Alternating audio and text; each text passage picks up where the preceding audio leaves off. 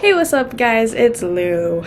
I'm starting a new book today, so I'm gonna be reading Off to the Races by Elsie Silver. Now, I have never read an Elsie Silver book, and so this is my introduction.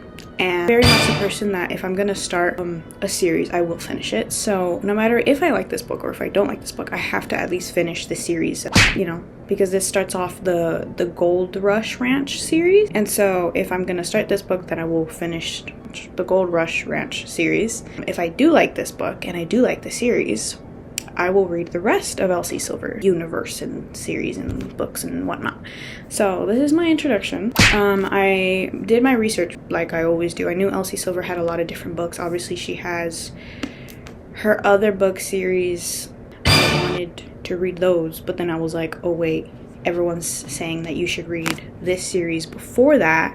I'm gonna start reading this book today, and I'm gonna kind of show you through what I do before I start reading the book. Now, usually before I even get the book, I do the research, obviously, and I try to figure out what's the first book, is it a series, how long is the series, is it interconnected with the rest of the series, and this one it's interconnected. But basically this book kind of kicks off the whole universe and kind of is set in a small town, I'm pretty sure. These characters have or pop up in the next series, kind of like the off-campus series, like the first 4 books, those couples kind of pop out or pop up throughout the Briar U series. If you've ever read the Off-Campus series by Elle Kennedy or the Briar U series, you kind of know how they're kind of all entwined and interconnected. Same thing with Anna Huang. Her books, they're all kind of in the same universe, and her characters kind of pop up all in the other books and stuff like that. And so, yeah, I did my research, and I found out that it's advised to read this series before you read any other series. And obviously it's the first book to the series, so I have to read that first. Yeah, so the research starts there, and then I figured out where I could get it, which I usually get my books from Target or Barnes & Noble. Today I got this one from Barnes & Noble. It had the sticker, I took off the sticker. I hate when they have, you know what, I don't even mind that they have like the Barnes & Noble or Target stickers. I just hate when they have them printed onto the cover. This is such a pretty cover. I love the cover. I love the side. And yeah, I'm loving the character. I obviously like blue. The rest of my room it's very blue coded. My favorite color is blue. So I'm very much enjoying the fact that this is a blue cover.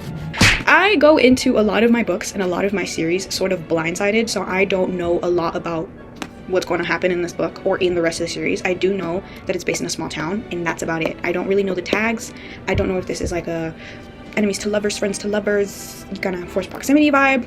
I don't really know that. I did read the back at the store, and I also did read the back of the book when I got home, but I completely forgot because I was reading a different book at the time, and so yeah, I forgot. So let's read the back together, shall we? Let's figure out the names. How about that? Okay, let's. He never had a problem keeping things professional with his employees until she waltzed onto his property.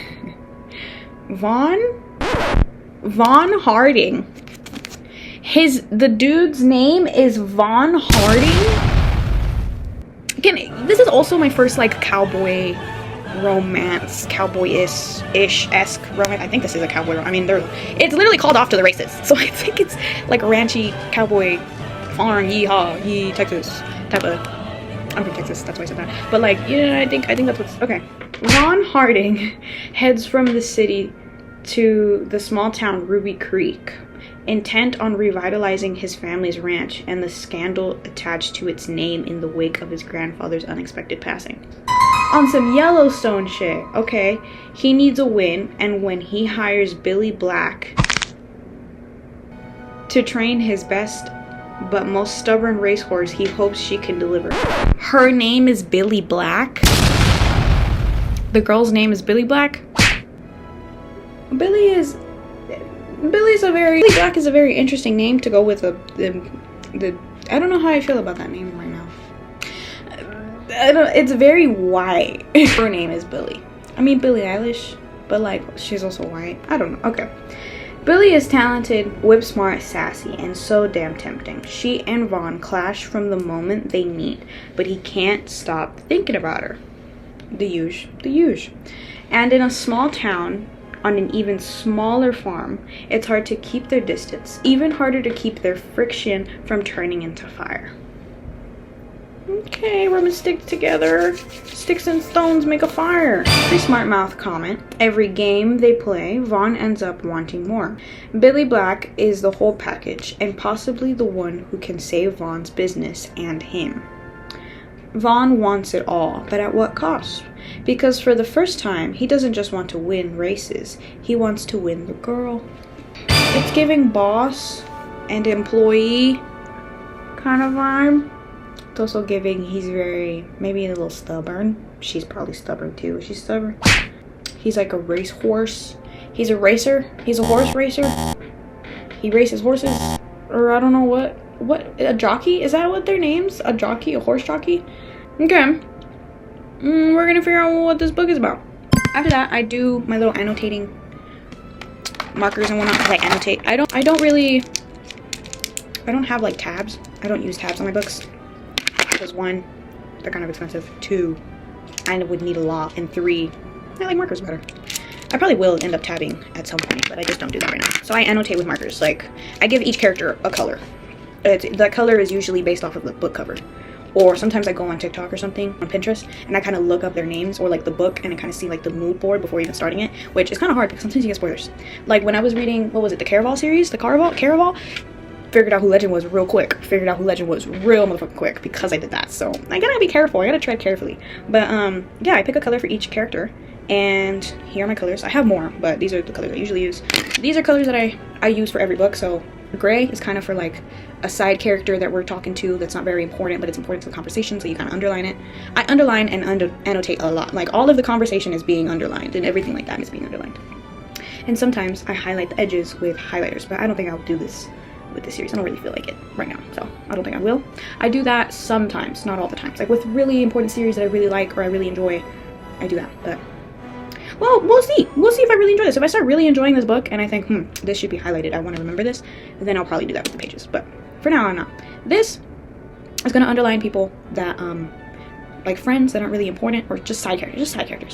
These are important side characters. So like parents, siblings, couples in the future books that aren't in this book, but they're important. So black and gray. And then I have this pen. Now you might be thinking, oh, it's just a pen, it's just a pen. So these pens are erasable pens, and they're refillable. So I can refill them. I could just buy the little refills and then refill the pens a lot. And I have like a million of these pens. I have like a good buttload of them. Look. Here are all the pens I have, and they're the same pens. They're erasable. So this little nub right here at the tip of the pen is to erase the ink. So if I ever mess up or I want to erase something, I use this. And this is like my annotating pen that I use specifically for annotating. I don't really use this pen for anything else. And so those are like the 3 that I always use. And then I use the colors, the markers, which I think I'm going to use these 2 colors right here that I have right here. Blue, because blue. Really cute, huh? Cute. So this is like a light blue. Sometimes I use turquoise. Sometimes I don't. I don't want to. It's more like a baby blue. This is more like a baby blue, like an icy blue. I'm going to use this for blue. To go. Because it's lighter, whatever. A little more feminine, but not too feminine. And then this is going to be this like darker shade of blue. Is going to be for, what's his name? Vaughn? His name is Vaughn? His name is Vaughn. Okay. And my little, let's see what bookmark I should use. I have Harry Potter ones, because I like Harry Potter, I'm a nerd. Big surprise there. All little, like, paper clip. I have Dobby. He's really cute. With a cake. Oh, I have Dobby with the cake, with the jelly cake. I didn't even know that. That's so cute. And then I have Ron. And I have Hagrid. You can't really see him because I know, but Hagrid. I got Draco. He's a little more worn out. He's a little dented. I'm pretty sure my dog bit him. I have Harry, obviously. I have another Harry, but dark blue. Pretty sure I got the same packet. And then I have Hufflepuff. I'm not a Hufflepuff. I got a Slytherin. I'm also not a Slytherin. I have a Ravenclaw. I'm a Ravenclaw. And then I have Hedwig. Hedwig! Look at him, he's so cute. And then I have these middle ones, which I kind of always use. I always use these middle ones. Oh, and I have this scarf. But this one's kind of bulky. So I never really use it. Oh, I have one more. Who are you? Oh, it's another Hedwig. Okay, I don't know. I'm yapping too much. This is too long for an intro. But yeah, I'm gonna read this, and I'm gonna update you guys. I'm gonna do the whole little vlog and whatnot, and I'm gonna pick my thing. I don't know if I should pick Ravenclaw or Hedwig. I like Hedwig. I think I'm picking Hedwig. Shit. He kind of just, he goes with the vibes. Anyways, I'll update you guys when I start reading. Or when I finish reading at least the first 3 chapters, because I always read at least 3 chapters a day. I try. Sometimes I can't, but sometimes I do. So, yay. Okay. To the Races by Elsie Silver. First time reading Elsie Silver. First time reading any of her series or any of her books or anything like that. We're gonna figure out if I like the characters, figure out if I like the book, figure out if I like the writing as well. I'm very honest on here. Okay, bye. I'll see you in a second. Okay, update.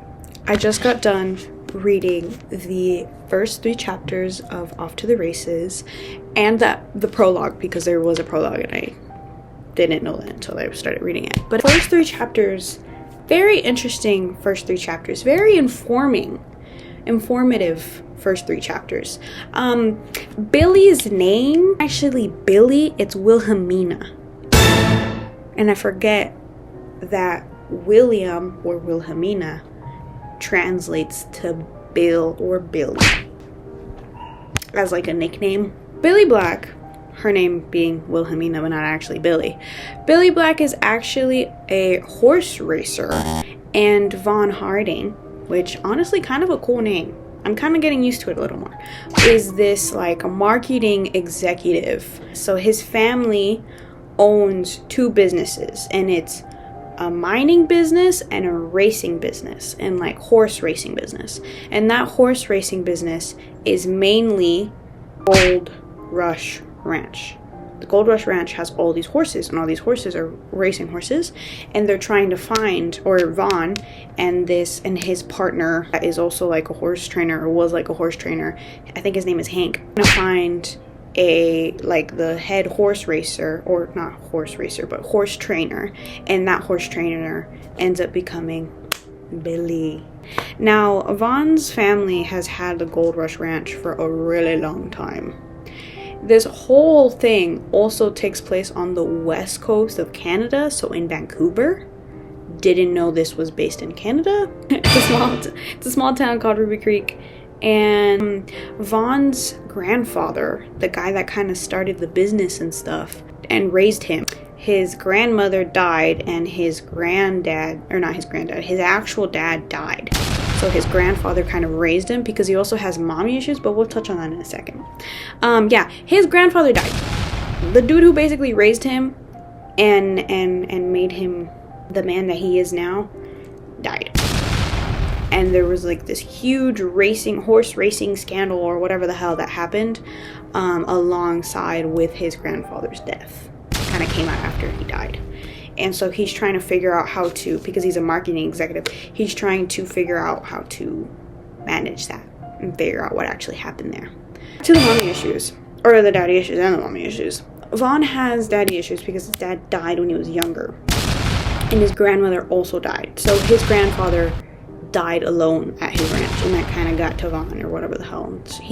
The first chapter is him kind of having like a mental breakdown in his grandfather's office at the ranch, because his grandfather died and there was a scandal, and then his dad had died before that, and then his grandmother had died after that. There was a lot of information.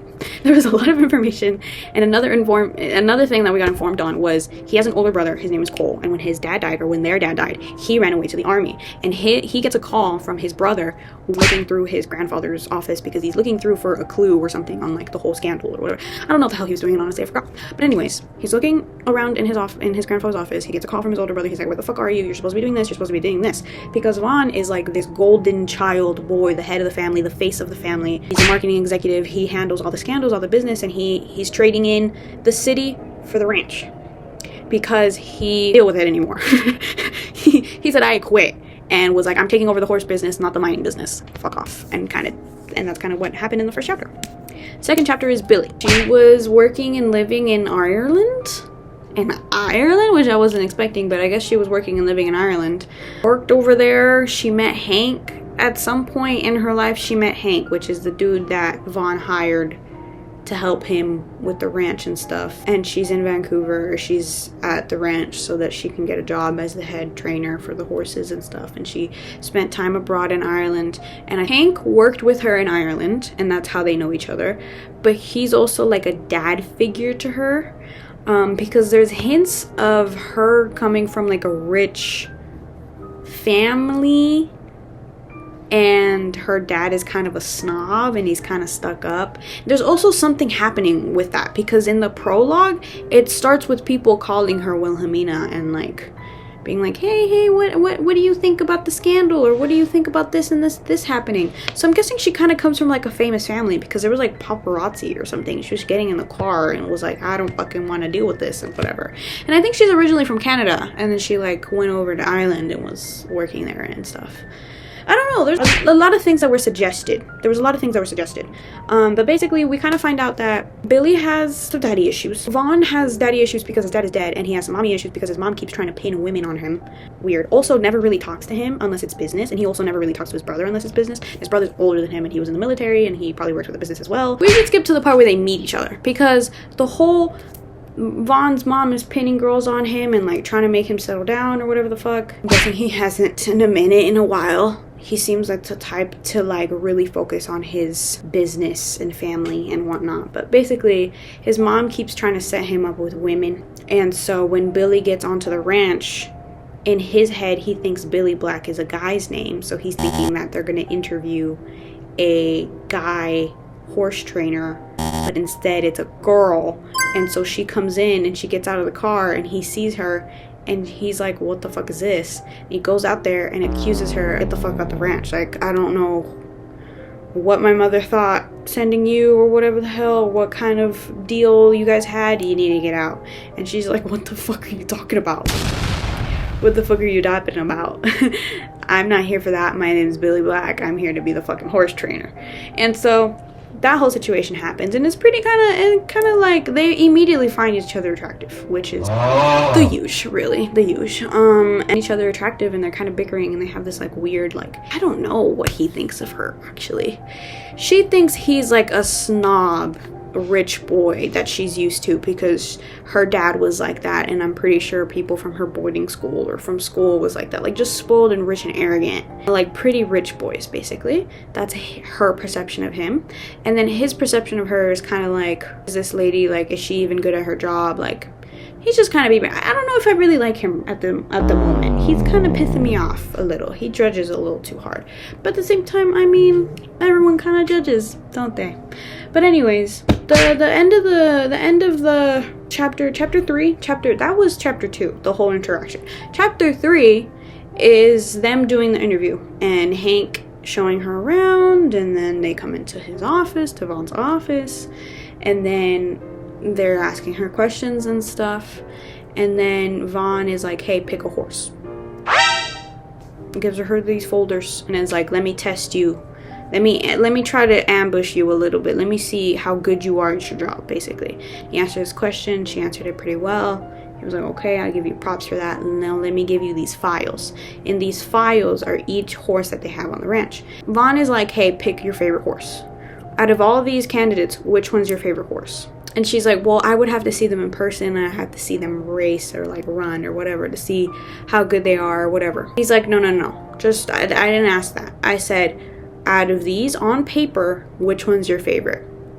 And she like reads them and kind of puts them into little stacks. So the files into little stacks. And she's like, okay, this one's cool. This one's good. What's wrong with this one? His name is Double Diablo or something like that. It's a horse or whatever. He basically has been running for 3 years but hasn't raced at all, and he has no racing stats and whatnot. And she's like, what's wrong with him? Is he hurt? What's wrong? He should be, on paper, he's like this amazing horse that could win a lot of money, a lot of races, but he's just not, he has no stats. Like, what's happening? And he's like, I didn't ask you to figure out what's wrong with a horse or to figure out what's happening. I asked you which one's your favorite. And she's like, okay, you know what? He's my favorite. And he's like, okay, you're gonna work with this horse, and if you can't get this horse up and racing in 3 months, then you get a good reference and you get the fuck out. Basically, if you don't get this horse to be racing and is a good racer, or make him win a race in the next 3 months and put him into tip-top shape to be a racing horse, and he doesn't win, you're out. You're not the head trainer anymore, but for now you're the head trainer. So that's what happens. So she gets hired basically for like 3 months, and because she's stubborn, she agrees. And that's how we get left off. And those are the 3 chapters. Those are the first 3 chapters. Those are my takes on the first 3 chapters. I like Billy. I obviously have to see more of her character, more in depth, have to figure out how she acts, how she does things. Let me see. For now, I feel like the writing is not as captivating. Maybe it's my mood, maybe I just didn't read as much, but like so far, the first 3 chapters, it's not super captivating the way it's written. The story is pretty captivating. I want to read more. I want to see more of these characters, obviously, because I still kind of have to make a judgment, and I will obviously read the book. But I don't know. I'm not like, oh my god, it's such a well-written book. It's definitely different. The other books that I've read, it's a bit different. It's not completely different. It's not like, oh my god, it's such a boring writing, or like, oh my god, it's so good writing, or a bad different. It's just different. I'm still getting used to it. We'll see. I need to get more in depth other than 3 chapters, but that's my update. Those are my takes. Those are my updates. Or you'll see me in 2 seconds. I'll see you probably tomorrow. Bye. Okay, hey guys, update. Stopped at chapter 3 the last time I updated you guys. I'm now at chapter 10. I stopped at chapter 10. There's not much that has happened. I feel like Billy Black has kind of just like been settling in for like a week. In the past couple chapters that I've read from 3 to 10, it's been kind of like a week, and we haven't really gotten that much information, and we haven't really gotten that much like more into the plot. I feel like the only thing that we've gotten more information on is Vaughn's dad, and his dad was a jockey, and as I said, he died, and I guess he died during a race, and Vaughn was only 10. And then his grandpa, Dermot? I don't know how to say his grandfather's name, but his grandpa basically raised him. Like his grandma died right before his dad died.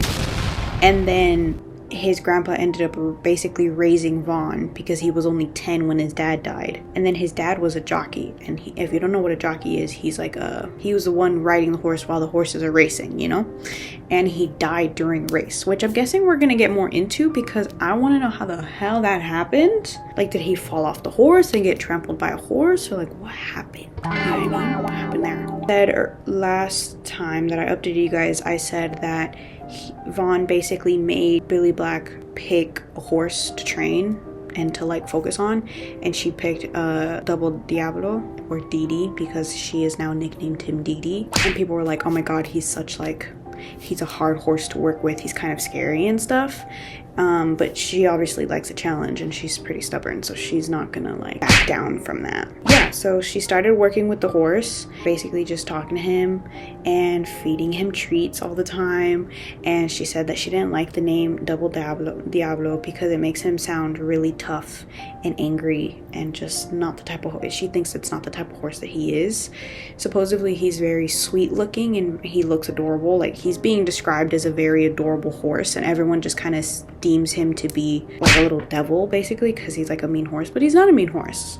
She basically explains that she thinks he's just misunderstood and stuff, and she also compares him to Vaughn a lot. Like, Vaughn and Didi are kind of compared a lot. Like, they're very similar personalities. And I know we're talking about a horse, but like, for the sake of the fact that this whole book is about a farm and about ranches and about horses, like racing horses, I think it makes sense that he's kind of being compared to a horse. Yeah, Vaughn kind of pisses me off.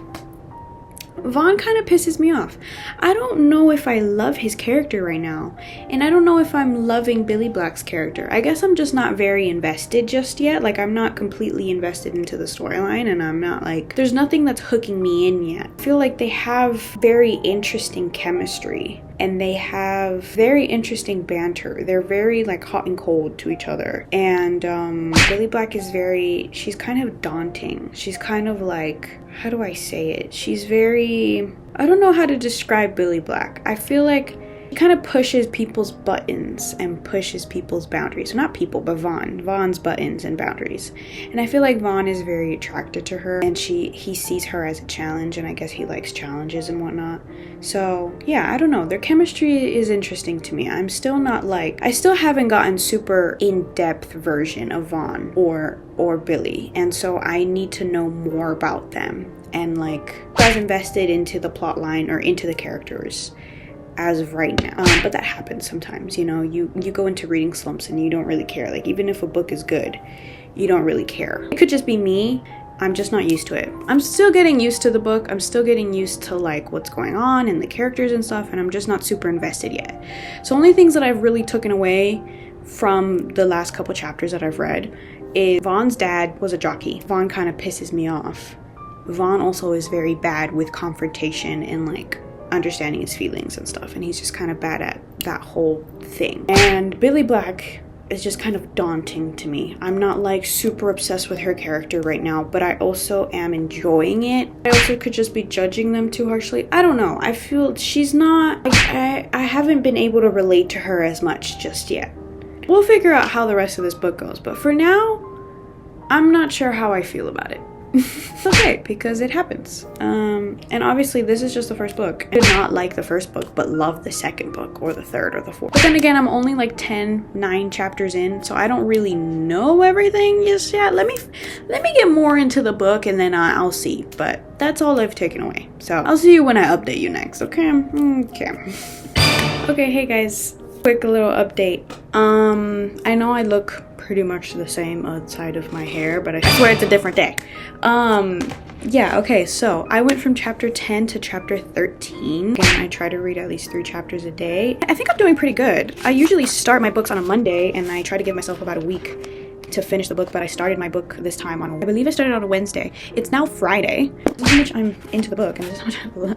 I'm not feeling like anything, well, in my brain, there's nothing like super crazy that's happened, but technically there has been something a little crazier that's happened. So they had like a little moment, I don't know if I mentioned this last time, but they had a little moment in the stables.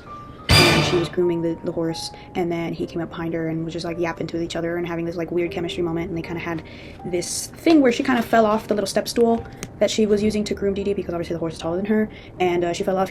He caught her, and then he kind of like pinned her up against the stable railing, whatever the frick, and they had a little moment, but I didn't kiss or anything. So after that, chapter 10 was 2 weeks after that happened. Time jump.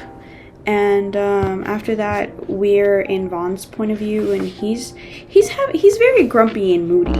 He's very, very grumpy and moody, which, I mean, for obvious reasons, his grandfather died and stuff like that. It makes sense that he's very grumpy and moody. I guess he just doesn't really know how to, he doesn't know how to fix or like control his emotions enough to get through a day and things like that. So he's very in his head about things, and there's a lot being put on his shoulders right now. So basically, it's just getting used to her, daydreaming about her, thinking about her a lot after that whole situation. And then they have a thing where he looks out of his office window, and usually he sees the stables and he sees the horse Dee Dee and he sees Billy, but he doesn't see the horse, and he kind of has this freak out moment, and he's like, where the fuck is my horse? And then he ends up driving to her little cottage that she has, because she lives on the farm that she works on, and she lives in a cottage. And he drives down to the cottage, and he sees her riding a horse, and it's like, what the fuck are you doing? And they have this like weird, he kind of pissed me off here. He's like, he's just being an idiot basically, and overreacting, and like being like, hey, where the fuck was my horse? Didn't know this was happening. And they kind of get into an argument a little bit, and she calls him a trust fund baby, and da da da da da da. And then they kind of make up with each other. She throws a rock at him. Like, he tries to leave after this whole little situation, and she throws a rock at him, and then she's laughing, and then it kind of calms down. The argument that they had kind of washes over, and then she invites him inside to her cottage because she owes him an apology. And then chapter 11, which is in Billy's point of view, is them being inside the cottage and talking, sharing a beer, or not sharing a beer, but like drinking a beer and talking. And she kind of feels like he's thinking of ways to fire her, because she noticed that he's like very in his head about something. starting to make dinner because she kind of notices that he's like exhausted and tired and stuff. So she's making food and is like, okay, let me feed him, or let me feed myself and let me feed him. So she's making food in his head about it, and she's like trying to ask him and try to see what's wrong with him. For a while she's like, I owe you an apology, I'm sorry, I haven't been the most professional, but I really do like this job. I love working here. The staff, the horses, they're all amazing, and the whole place is a dream. Right? I hope you're not trying to fire me or anything. And he's like, she starts like rambling about this situation. He's kind of like, Billy, stop rambling. He's like, some days you're a lot of work, but no, I was just trying to come up with a way to apologize to you. So they're basically just apologizing to each other, and they're having like this conversation and stuff, and it's just a whole thing. And then they end up talking. She kind of is like, what the fuck is wrong with you? Like trying to get it out of him, and it's just like, what is going on with you? What's wrong with you? Like, what's happening? And then she ends up they have a hug. She gives him a hug, and that hug turns into a kiss. And then they kind of push each other away, and they're like, holy shit, hold on, no. This isn't supposed to be happening. It's like, this should not be happening. What the fuck am I thinking? And he has this like, I'm her boss, I'm taking advantage of her kind of mentality situation. He's like, I should not be doing this. And then after that, they're like, okay, no, let's hash this out. That was a mistake. That should never happen again. And they kind of communicate with each other, which I liked better than like him running off or her running off, or like just leaving and that, you know, having tension like that. But they don't.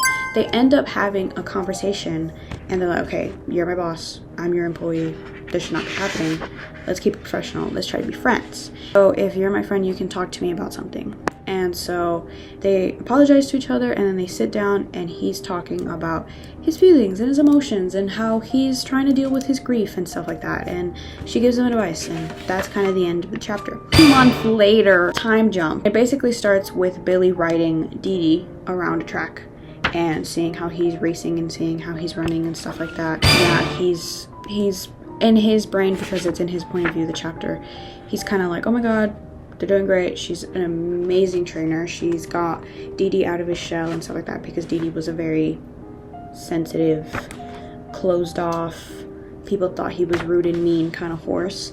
He's astonished at the fact that they're working so well together and everything like that. They just yapping to each other basically, and talking about the horse and talking about how that's happening. And he's kind of like in his brain talking about like, oh, I like her company and stuff, because after that happened with the whole, they had dinner and they had a hug and they had a kiss and they talked.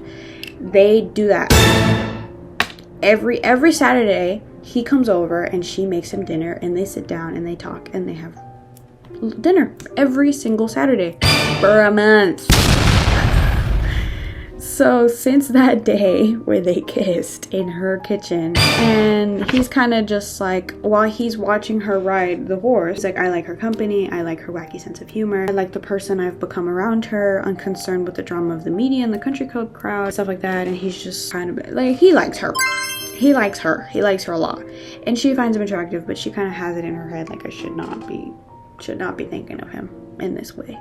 She's a little more, I think he's a little more lenient with his feelings of liking her. She's not as lenient with the feelings of liking him. She's very like, no, shut that down, that's not happening kind of situation. Yeah, they have these weird little moments. I don't know, they're trying to find a jockey to ride Dee Dee, like, you know, be the jockey for Dee Dee for the race, you know, racing horses, whatever they need. Oh, and she kind of like, they have this little conversation where that she has a good idea for a meal for the next Saturday, for the Saturday that's coming up. And he's kind of like, actually, I'm sorry to say, but there's like a fundraiser that they asked me to attend to tomorrow. She's like, oh, okay, no problem. And you can kind of tell that was kind of like, oh, so we're not having dinner. Oh, okay. He apologized and was like, I should have mentioned it earlier. And she was like, no, it's okay, have fun, it's whatever. And he kind of has it in his brain. Let me read it to you. He's thinking, standing here watching her leave, I'm tossed into a pool of total confusion. I didn't think our Saturday night dinners were so formal that I needed to let her know I wouldn't be there. I'm not accustomed to accounting for friends in my schedule. He says, my stomach hits me with a new flipping sensation, like I'm hurtling towards the ground on a roller coaster, a ride I want to get off. This doesn't feel good. I can't remember the last time I felt bad for letting someone down, let alone sick over it, but I'm sure as fuck do now. So he basically feels bad that he is not going to be there at the dinner, and it's just kind of like the whole thing of like, okay, well, he likes her, he doesn't want to feel let down by that. And I guess Billy is kind of having like a little brain, I'm kind of disappointed in that, and I'm guessing that's going to be a thing. So yeah, I don't know. That was my update. Basically, still bickering with each other. They had a moment in her kitchen. They hugged, they kissed, and then he talked about his emotions and his feelings, and they kind of opened up with each other a little bit. And then they've been having the Saturday night dinners, and then yeah, basically what's been happening in the past 3 chapters. I'm still not super like invested into these characters. I don't know why. I feel like maybe I'm just like nothing, because I just read a book that I really like, and I feel like after reading a book that I really like, kind of just, it doesn't hit the same. The next book that I read after just doesn't really hit the same. So I guess I'm just not super invested because of that. But that doesn't mean that it's not a good book. It just means that I guess I'm just not having as much fun with it right now, and that's fine. That's my update. I don't know where this book is gonna go, and I don't know what's gonna happen in the rest of it, obviously, because I haven't read it. But like, I don't have any predictions. I don't know. I can't really tell. We'll see. I also don't know if I'm like in love with the characters right now. That's my update. I'll see you in a second. Bye. Hey guys. Update. Basically, chapter 13 to 16, a lot of things happen from chapter 13 to 16. Okay. Chapter 13 is in Billy's point of view, and it's basically her kind of freaking out over the fact that Didi has his first like practice or initiation race season, the horse race season. They're basically having like a practice race where there's a bunch of owners and there's a bunch of sponsors and there's a bunch of people at this race, and then they kind of like have like a trial run where all the horses run against each other, and they kind of just like see who's looking the best, you know what I mean? So Didi is a horse obviously that she's training, and he's running the race, and she's meeting the jockey right before the race, maybe like an hour or 2 right before the race. They hired a jockey, and his name is Patrick, a bitch ass Patrick. I'll tell you why he's a bitch ass Patrick. So yeah, so basically the premise is, the next 3 chapters is Didi's running a race. It's a practice race. It doesn't mean much, but he should win because, you know, it's his debut race. We need to make sure Didi looks good. An hour before the race, Billy and Vaughn meet the jockey. Well, Vaughn already knows who the jockey is, but Billy's meeting the jockey and Cole. And so the way that I imagine it in my head is, this is Vaughn, this is the jockey, this is Cole, and this is Billy. And Billy comes up and saying hi, and is introducing herself to the jockey, and is introducing herself to Cole. The first interaction that Billy and the new jockey Patrick have is a bit iffy, and her first like impression of him is that he's a rich douchebag who doesn't really care about anything except for winning and having a good strong horse. And so she immediately is like, I don't know if I like him, but I'm gonna deal with it because this is more important, you know. Didi winning the race is more important than me dealing with a douchebag jockey. And then she meets Cole, and Cole is Vaughn's brother, as we know, and she meets Cole, and she's like, he's kind of a robot. He's like this military dude who's very tall, and like a very cold first impression that they have with each other. And after that first interaction, she goes and talks to the new jockey Patrick, and is like, hey, these are the instructions that you have to follow. Now, while you're a jockey who is used to using certain tools with horses, Didi, my horse, is, I'm paraphrasing obviously what she said to him. She says, Didi, my horse, is very sensitive horse, and you're not going to be using a whip with him. Now, a whip is a thing that they kind of use on the horses to make them go faster, and it doesn't hurt them or anything, but because Didi's a sensitive horse who scares very easily, mind you, it's only been like 3 months of him actually liking and trusting people. So she is like, hey, you're not going to use this with him. Do you understand me? You're going to be very calm with him. You have to be patient with him. He's a very sensitive horse. You're like giving him the talk of, hey, don't do this, don't do this, do this, do this. And the jockey's like, okay, whatever, I'll go along with it. You know what I mean? Now, before we continue on, I should cut back to when her and the jockey are having a first interaction, are meeting each other. It says something about how she is Canadian royalty. And Vaughn peeps that and is like, what are you talking about? And she is like, you fucking pussy bitch, why are you bringing that up? Moving on, back to the instructions. Now, the race happens. It's going good. Didi's kind of falling behind at the beginning of the race, but then he kind of gets up into the middle, and he's doing good, and he gets out, and he's in front of everyone. And then all of a sudden, the jockey, he pulls out the whip, and he whips him 3 times so that he can go faster. Like, literally going against what Billy Black just told him not to do. And so obviously Billy is fuming. So after the race, after Didi wins the race, she goes into the room of the sponsors and all the owners of the horses, and she goes in and she's fucking furious, and she has the whip in her hand, and she goes up to Patrick and whips him on his butt. And is like, how fucking dare you? I told you not to do this. Da da da da. Hold on, let me share what she said to him. Okay. Mind you, chapter 14, this happens in chapter 14 where she walks into the rich people room basically, and she walks in and it's in Vaughn's point of view, comes in storming, like she fucking opens the door, has a whip in her hand, and is just walking straight to Patrick. She goes up to him and she whips on his butt, and Patrick has a little scream, a little what the fuck just happened, and Billy says, you're gonna scream like that and then try to tell me that it doesn't hurt. Okay. Her tone is eerily calm and even. I'm impressed because she is terrifying right now, and I thought I'd seen Billy mad before, but now I feel like all I've seen from her is her mood is good-humored child's play. Patrick's face is red like a dark cherry, not a maraschino cherry with bright, vibrant dyed color, like a black cherry. He is fuming. How dare you, he splutters. How dare you, you fucking rat bastards. You work for me. I gave you explicit instructions. I brushed off your small man syndrome comments to forge a working relationship, and what did you do? Okay, now, remember when he said that she was Canadian royalty and we were all like, what the hell do you mean by that?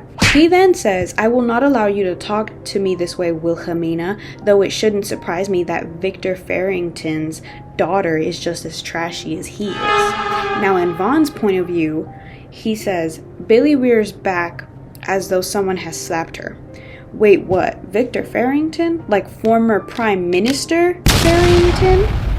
In this moment, I'm like, what do you mean former Prime Minister? I didn't even know Canada had a Prime Minister. I didn't even know that. What are we yapping about? But then we move on because a lot more happens.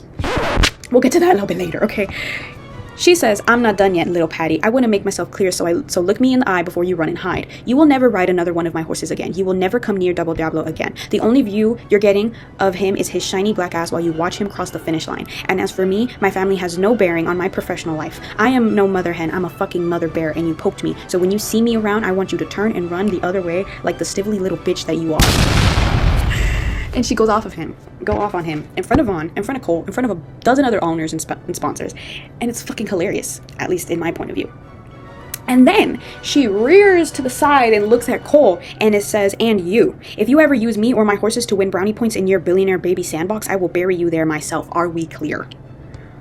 And then Cole, the little soldier boy that he is, says, Mrs. Black, that is not your horse. It's my horse. He's an asset. Says, give your head a shake. Before me, he was an expensive lawn ornament, not a dead man derby contender. He is a living sentient being, not a pawn. And you put him in the hands of an asshole who has your asset so scared he can't stop trembling in his stall.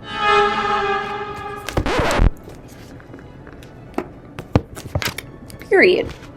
Anyway, okay, after saying all that to Cole and Patrick and having that whole thing happen in the owner's box, she storms out of there and walks straight out, and Vaughn follows her. Vaughn is,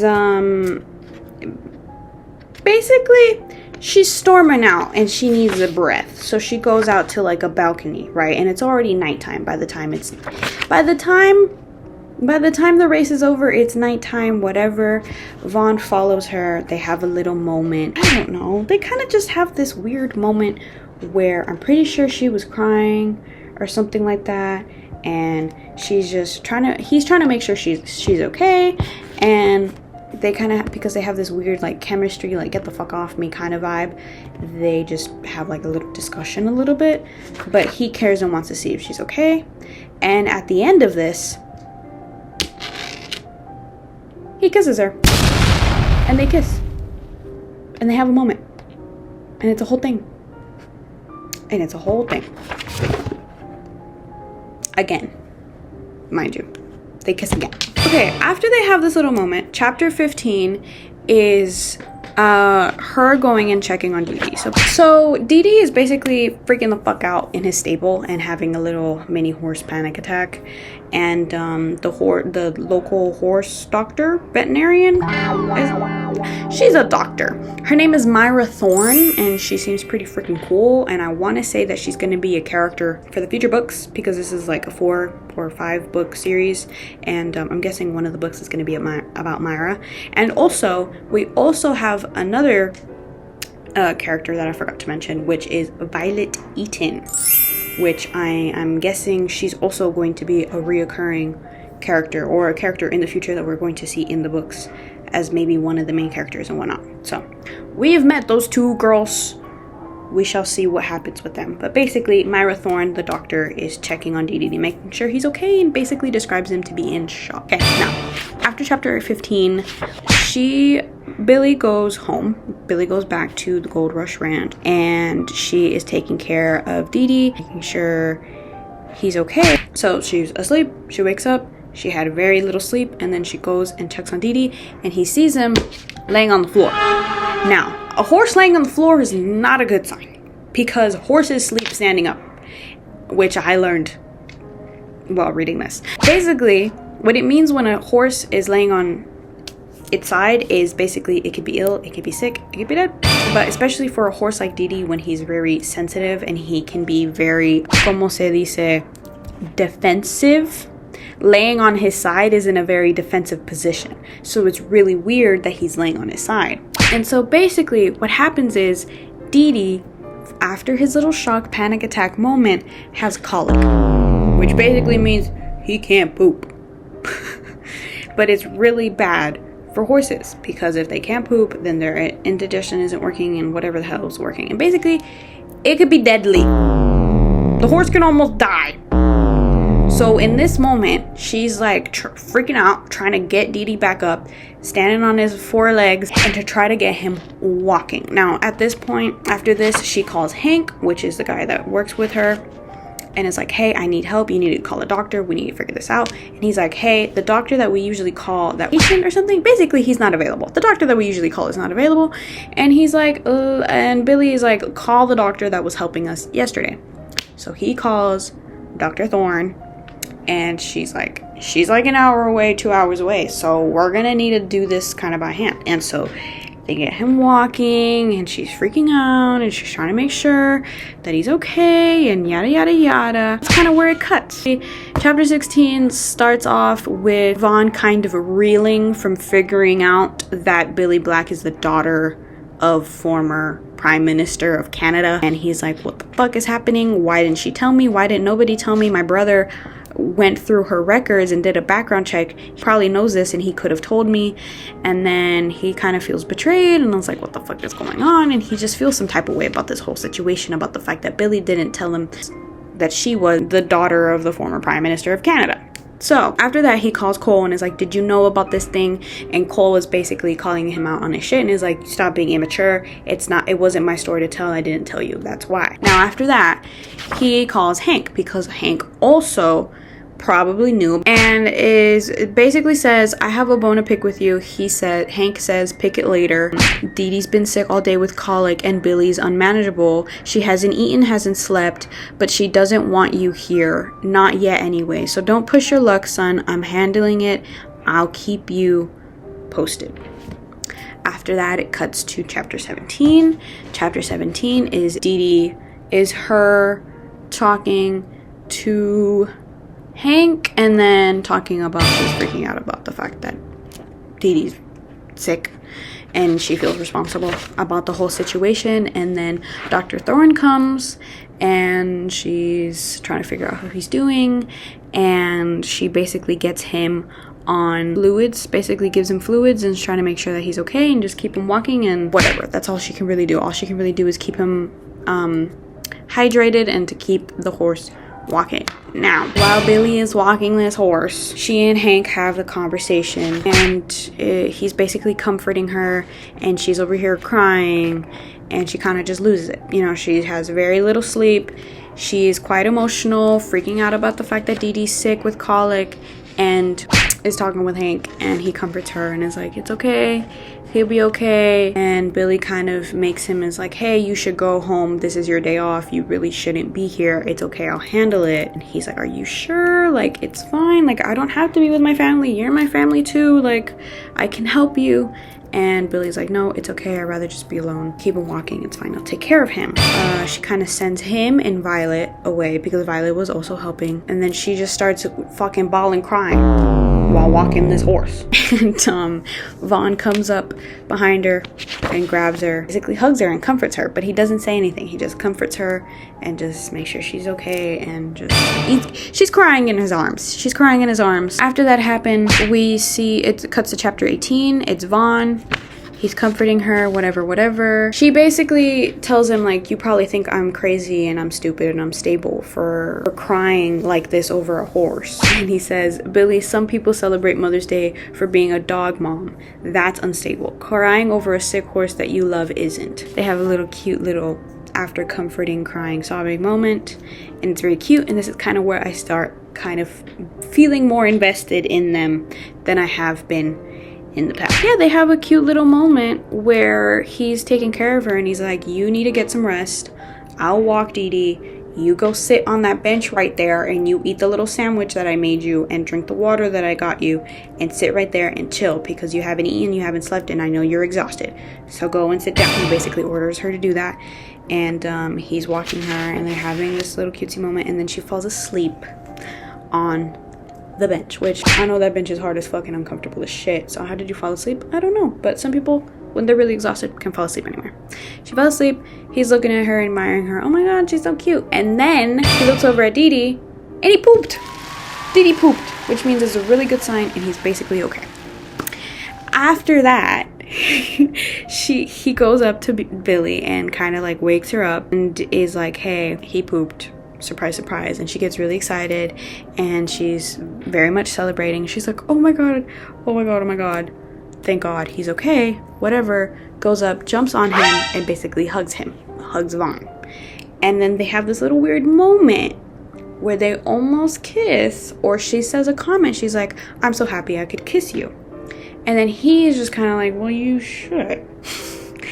But, oh, okay, before she fell asleep, they had a conversation of, hey, why didn't you tell me that you were the Canadian, why didn't you tell me that you were the daughter of the former Canadian Prime Minister?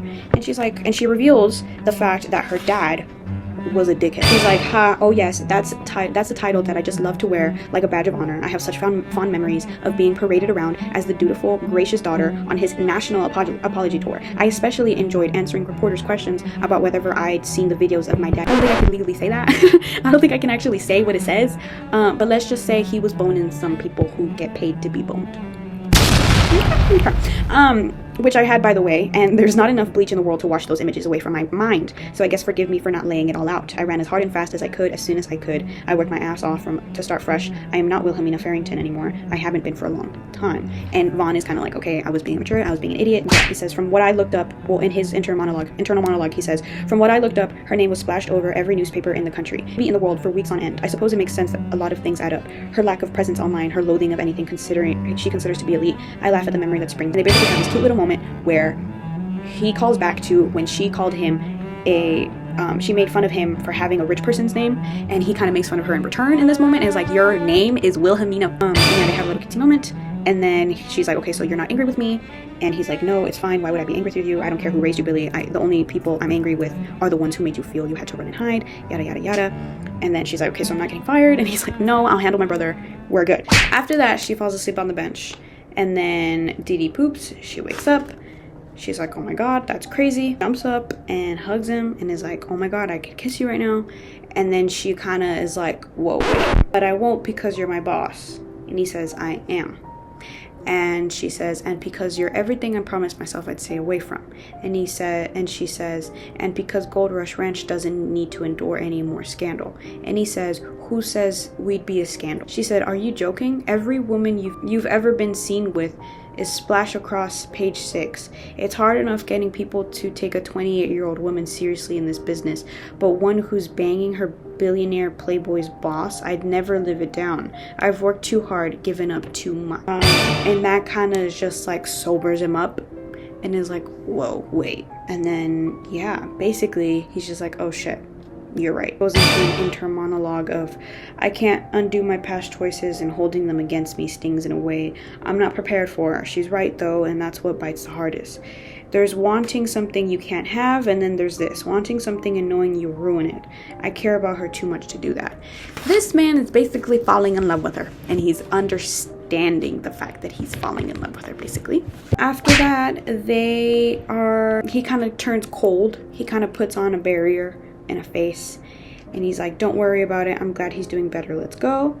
And she says, let's go. And he says, yeah, back to your house so you don't have to sleep on a cold hard bench. He needs rest, and I can keep watch at the paddock you have there. Chapter 19, they go to her house. She goes upstairs, she showers, she goes to sleep. He sits on the front porch and he takes care of the horse basically. Before she goes upstairs, they have this kind of conversation of, well, I'm sorry for that too, really, but I meant that I'm sorry for whatever I said before that upset you. He's like, I'm not upset. She says, okay. And then he says, I'm sad. Because they have this weird understanding that if they were to try to do things together, it would most likely not work. And he's sad about that. He was kind of being a prick, but he wasn't mad at her. He was just sad about it. So they kind of come to that understanding, and then they kind of have a weird moment. And then she goes upstairs, and then she goes to sleep. And then she wakes up because she hears someone walking in and out of her house, and she lives alone. So her immediate reaction was, who the hell in my house? And so she goes downstairs, and like in the back of her head, she knows it's Vaughn, but she just, you know, has to make sure. And so she gets up and she goes out, and then she goes outside to the porch. She says, can't sleep. And she said, I did for a bit, but I heard the door close and I got a little freaked out. And he says, I just gave Dee Dee some hay and checked on him. Seems like everything is moving well again. Freaked out how? She says, like maybe someone was in my house or something. He said, but you knew I was here. I know, sometimes living all alone out here means my imagination runs away with things. That's why I like having Dee Dee outside for company. He says, I'll have an alarm system put in for you. Bon, that's overkill. I'm fine. I'm doing it, Billy. I don't want you feeling that way in your own home. Very cutesy, very bare minimum, but also... And then it skips over, and she says, I can tell I struck a nerve earlier. I'm sorry that I hurt your feelings. She said, he says you didn't. Billy says, don't bullshit a bullshitter, boss man. I saw you Googling yourself. Dignify out of context photographs on the internet with a response, I know what kind of man I am. Talk to me, we're friends, remember? No. No to which one? Both. Both? And then he grabs her. He's like, if we're not friends, then you don't need to be here. Go home, I'll see you at work. And then he says, I don't want to talk.